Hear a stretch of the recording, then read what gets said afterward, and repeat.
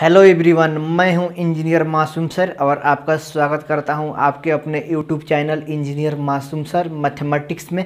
देखिए बच्चों, आज मैं आपके समक्ष डिस्कस करने जा रहा हूं कि √3 हो या √5 हो या √2 हो, उसको अपरिमेय कैसे सिद्ध किया जाता है। यह 10th क्लास के लिए बहुत ही इम्पोर्टेंट क्वेश्चन है, जो कि आपको पिछले 11 वर्षों से पूछा जा रहा है। यह क्वेश्चन है, रिपीटेड क्वेश्चन है। दुनिया में चाहे कुछ भी हो जाए, दुनिया क्यों ना पलट ही जाए, लेकिन यह क्वेश्चन आना तय है तो तय है। और 2021 के एग्ज़ाम में क्वेश्चन आएगा तो आएगा, यह मेरे आपसे ओपन चैलेंज है। अगर नहीं आएगा तो मैं पढ़ाना छोड़ दूंगा उस दिन से, यह भी मेरा आपसे वादा है और गारंटी है।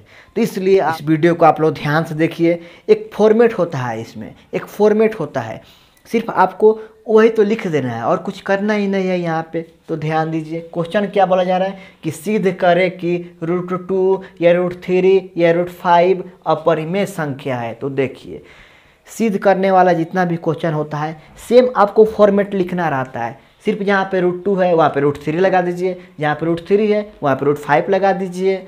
तो एक सीख लीजिएगा तो 1000 बना दीजिएगा। तो आप लोग देखिए, मैं बहुत ही अच्छा से यहाँ पे एक्सप्लेन करने जा रहा हूँ। अगर आप ऐसे लिख दीजिएगा तो कोई आपका एक नंबर भी इधर उधर नहीं काट सकता है। उसको फुल मार्क्स देना है तो देना है, लेकिन लिखने का कुछ तरीका होता है। तो आइए मैं तौर तरीका आपको समझाता हूँ, आप लोग वैसे ही लिखिएगा एग्जाम में, दूसरा तरीका ना अपनाइएगा। तो देखिए, सबसे पहले लिखना है सॉल्यूशन।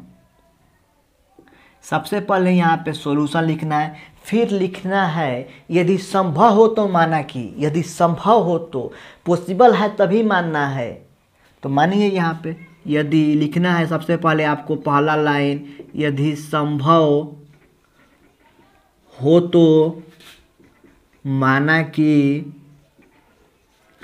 √3 एक परिमेय संख्या है, एक परिमेय संख्या है।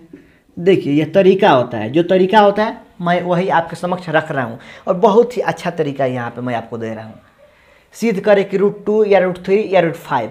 तो मैं आपको यहाँ पे एक बता रहा हूँ, अगर एक बता दूंगा तो क्या आप लोग नहीं बना सकते हैं? जहाँ पे √3 है वहाँ पे √5 लगा लीजिएगा, वहाँ पे √2 लगा लीजिएगा। तो एक ध्यान से देख लीजिएगा तो सब आपसे बन जाएगा। तो मैं √3 के ऊपर काम कर रहा हूँ, यहाँ पे लेके चल रहा हूँ इसको, कि यदि संभव हो तो माना कि √3 एक परिमेय संख्या है। वह बोला गया है वहाँ पे कि अपरिमेय प्रूफ करना है, और हम माने हैं कि परिमेय। गलती से क्या मान लिए हम लोग? गलती से मिस्टेक कर लिए, अपने मन से किए हैं, गलती से नहीं माने, अपने मन से हम लोग माने हैं कि यदि संभव हो तो माना कि √3 एक परिमेय संख्या है। अपरिमेय बोलेगा तो परिमेय मान के चलेंगे हम लोग। फिर लिखेंगे इसलिए √3 = P/बट्टे में Q, जहाँ पे Q 0 के बराबर नहीं है। देखिए, ये फॉर्मेट है, आपको लिखना है यहाँ पे। √3 बराबर क्या लिख देंगे?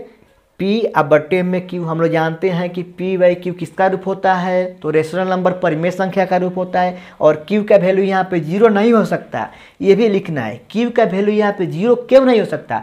अगर इस Q का वैल्यू हम लोग 0 कर दें, मान लीजिए यहाँ पे P है और बट्टा में हम 0 कर दें, तो यह अनडिफाइंड ना हो जाता है, यह इन्फिनिटिव हो जाता है, अपरिभाषित हो जाता है।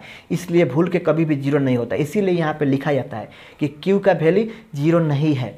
यहाँ पर लिखेंगे, देखिए, फिर आपको यह लाइन लिखना है यहाँ पे कि जहाँ P और Q में कोई भी उभयनिष्ठ गुणनखंड नहीं है। यह आपको यहाँ पे लिखना पड़ेगा कि जहाँ P और Q में कोई भी उभयनिष्ठ गुणनखंड नहीं है, उभयनिष्ठ गुणनखंड नहीं है, गुणनखंड नहीं है, तथा Q एक शून्योत्तर संख्या है। फिर लिखिएगा यहाँ पे, तथा Q एक शून्योत्तर संख्या है, तथा Q एक शून्योत्तर संख्या है। ये फॉर्मेट है। देखिए, यह तो आपको लिखना ही है, इतना अच्छा से लिख दीजिएगा ना, ऐसे करके लिख दीजिएगा मैं जैसे बता रहा हूँ, तो वो भी एग्जामिनर भी, कॉपी चेक करने वाला भी सोच में पड़ जाएगा कि इतना अच्छा लिखा, तो लिखा कैसे ये लड़का।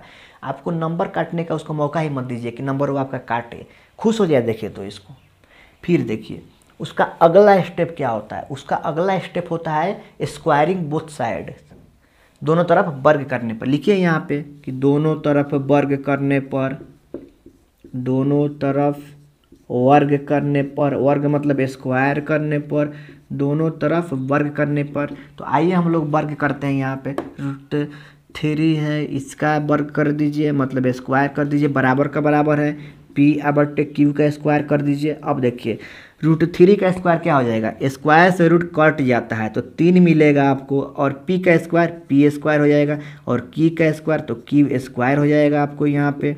अब ध्यान दीजिएगा यहाँ पे 3 बराबर p स्क्वायर, हम लोग q स्क्वायर को लिख सकते हैं q गुने q। देखिए ध्यान दीजिए, q स्क्वायर को हम लोग लिख सकते हैं q गुने q, या 5 स्क्वायर को लिख सकते हैं 5 गुने 5, 10 स्क्वायर को लिख सकते हैं 10 गुने 10।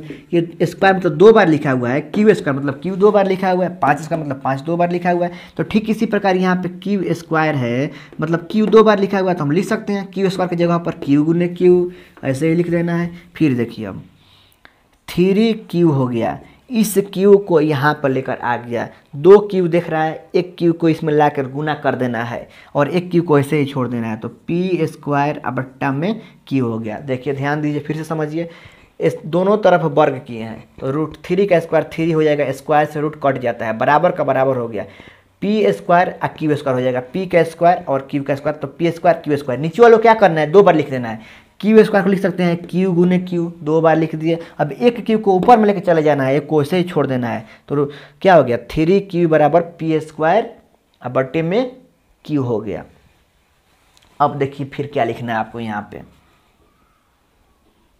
लिखिए यहाँ पे कि यहाँ पूर्णांक 3q बराबर भिन्न p स्क्वायर बट्टे q। देखिए ये 3q क्या है, आपको पूर्णांक है, इंटीजर्स है, और ये p स्क्वायर बट्टा q क्या है, भिन्न है। भिन्न मतलब होता है फ्रैक्शन होता है। देखिए फ्रैक्शन में लिख रहा है, फ्रैक्शन में बट्टा होता है, तो p स्क्वायर और q क्या है, भिन्न में लिखा हुआ है, और 3q आपको पूर्णांक में लिखा गया है, जो कि आपको पॉसिबल नहीं है। देखिए कहना मैं क्या चाहता हूँ, आम बराबर इमली बोला जाए तो क्या दोनों आपस में पॉसिबल है, आम दूसरा चीज़ है, इमली दूसरा चीज़ है। तो यहाँ पे पूर्णांक है और यहाँ पे भिन्न है, दोनों आपस में कभी बराबर नहीं हो सकते। तो लिखिए यहाँ पे जो संभव नहीं है, जो संभव नहीं है, अतः हमारा मानना गलत है, अतः हमारा मानना गलत है, अतः हमारा मानना गलत है। इसलिए √3 एक अपरिमेय संख्या हो जाएगा, एक अपरिमेय संख्या है, प्रूव्ड हो गया बाबू। ये आपको प्रूफ, देखिए ये आपको प्रूफ हो गया। तो देखिए एक फॉर्मेट हो गया, इसी फॉर्मेट में अगर आप भी लिख दिएगा तो कोई भी आपका नंबर काटने से पहले एक बार सोचेगा, और इतना तारीफ होगा ना, इससे अगर लिख दीजिएगा तो आपका बहुत ही काफ़ी तारीफ होगा और बहुत ही अच्छा माना जाएगा। सबसे अच्छा ढंग इसी को हम लोग बोलते हैं। तो देखिए मैंने क्या बताया कि सिद्ध करें कि √2 या √3 या √5 अपरिमेय संख्या है। हर साल यहाँ से क्वेश्चन पूछे जाते हैं और इस साल भी पूछे जाएंगे।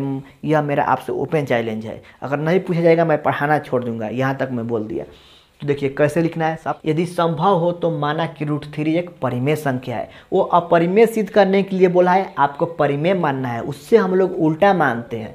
वो अपरिमेय पूछा, हम लोग मान लिए कि √3 एक परिमेय संख्या है, इसलिए √3 बराबर हो जाएगा p बटे में q, क्योंकि p बटा q किसका रूप होता है, तो परिमेय संख्या का रूप होता है। तो परिमेय माने हैं तो लिखेंगे √3 = p/q, जहाँ q का वैल्यू 0 नहीं हो सकता है, q does not equal to 0, जहाँ पे q का वैल्यू 0 नहीं हो सकता। मैं इसका लॉजिक बताया क्यों 0 नहीं हो सकता, अगर 0 हो जाएगा q का वैल्यू तो अपरिभाषित ना हो जाएगा, यहाँ पे अनंत हो जाएगा।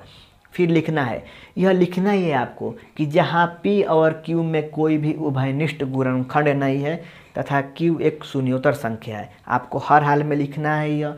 फिर लिखना है अगला वाले स्टेप में, दोनों तरफ वर्ग करने पर स्क्वायरिंग बोथ साइड्स, √3 का वर्ग कर दिए बराबर का बराबर, p/q का वर्ग कर दिए, वर्ग मतलब होता है स्क्वायर, √3 का स्क्वायर स्क्वायर से रूट गायब हो जाएगा यहाँ पे, तो सिर्फ 3 मिलेगा, बराबर का बराबर मिला, पी का स्क्वायर पी स्क्वायर, अब बट्टे में क्यू का स्क्वायर क्यू स्क्वायर हो गया।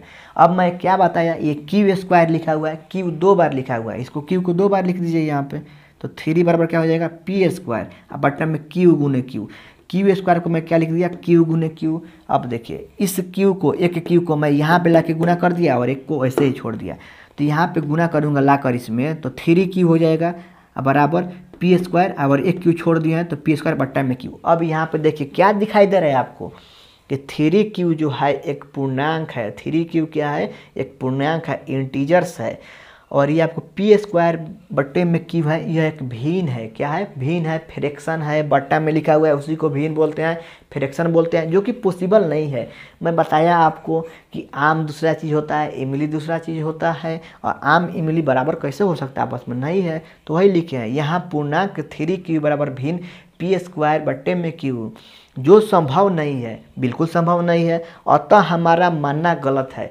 हम जो माने हैं वो गलत हो गया। क्या माने हम लोग कि √3 एक परिमेय संख्या है, तो ये गलत हो गया तो क्या हो जाएगा अपरिमेय हो जाएगा, इसलिए √3 एक अपरिमेय संख्या है। और यहाँ पे लिख देना है प्रूव्ड, या लिख देना है प्रमाणित हुआ, हिंदी में लिखना चाहते हैं तो लिख दीजिएगा प्रमाणित हुआ, और इंग्लिश में प्रूव्ड लिख दीजिएगा।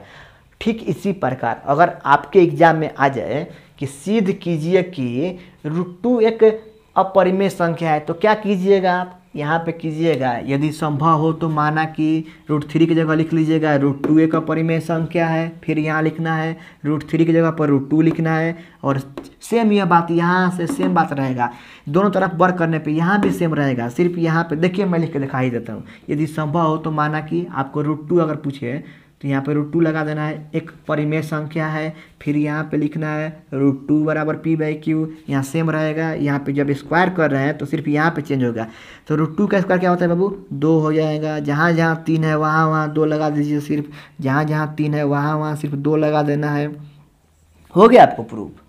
तो देखिए फॉर्मेट याद रखना है, फॉर्मेट इसका मेन है ना, फॉर्मेट है, फॉर्म है, उसमें सिर्फ भर देना है, अपना नाम गांव अलग चेंज कर देना है। एक फॉर्म बना के रखा हुआ है, देखते हैं किसी भी चीज़ का फॉर्म भरने जाते हैं तो फॉर्म मिलता है आपको, सिर्फ उसमें अपना नाम, सब किसी का तो फॉर्म एक ही जैसा ना होता है, मान लीजिए इंटर का ही या मैट्रिक का किसी का भी फॉर्म फिलअप किए होंगे, या रजिस्ट्रेशन कार्ड फिलअप किए होंगे, रजिस्ट्रेशन किए होंगे, तो सबका तो सेम रहता है फॉर्म, सिर्फ उसमें अपना नाम अलग डालते हैं और पता अलग डालते हैं, उसमें रोल नंबर रोल कोड अलग डालते हैं। तो वही तो काम यहाँ पे √5 पूछे आपसे तो यहाँ पे √5 लगा दीजिए। फॉर्म में देखिए, फॉर्म में नाम सिर्फ चेंज कर दीजिए, √5 हो गया यहाँ पे, √5 हो गया यहाँ पे जहाँ जहाँ 2 है वहाँ पे 5 लगा दीजिए, हो गया आपका प्रूफ। ये देखिए कुछ भी प्रूफ कर सकते हैं भाई, यहाँ पे